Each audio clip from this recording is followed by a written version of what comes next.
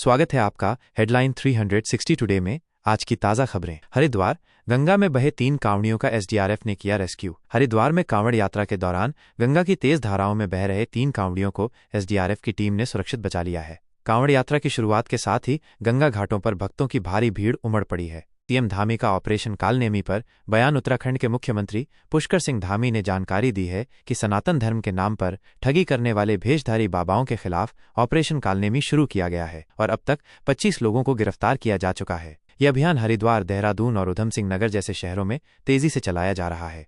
देहरादून में 125 किलो विस्फोटक बरामद। देहरादून में पुलिस ने चेकिंग अभियान के दौरान 125 किलो डायनामाइट बरामद किया है और 3 लोगों को गिरफ्तार किया है। पुलिस मामले की गंभीरता से जांच कर रही है क्योंकि इतनी बड़ी मात्रा में विस्फोटक किसी बड़ी साजिश की ओर इशारा करता है।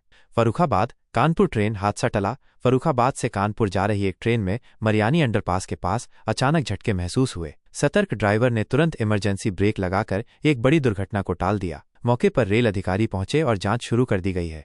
प्रयागराज में बाढ़ का खतरा। प्रयागराज में गंगा और यमुना नदियों का जलस्तर तेजी से बढ़ रहा है। फाफामऊ और छतनाग में गंगा और नैनी में यमुना का जलस्तर कई सेंटीमीटर बढ़ा है। प्रशासन ने निगरानी बढ़ा दी है और लोगों को अलर्ट रहने की सलाह दी गई है।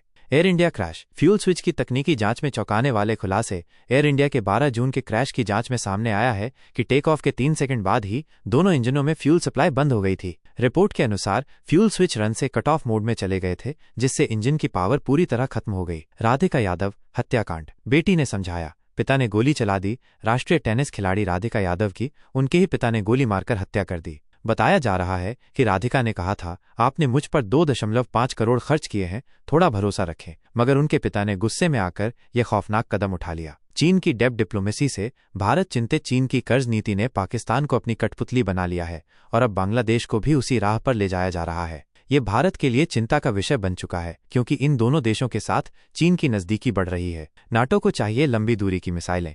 अमेरिकी जनरल रूस की बढ़ती मिसाइल शक्ति को देखते हुए नाटो को भी अब अधिक लंबी दूरी की मिसाइलों की जरूरत है। अमेरिका ने यूरोप के साथ मिलकर European long range strike project पर काम तेज कर दिया है।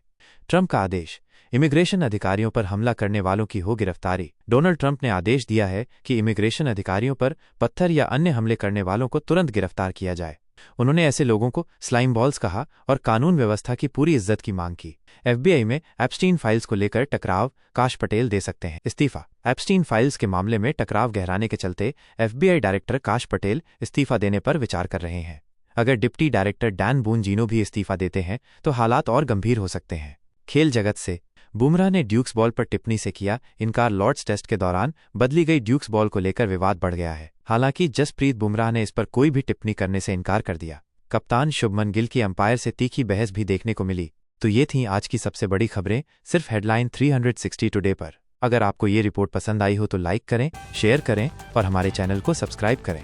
फिर मिलेंगे अगली ताज़ा खबरों के साथ। नमस्कार।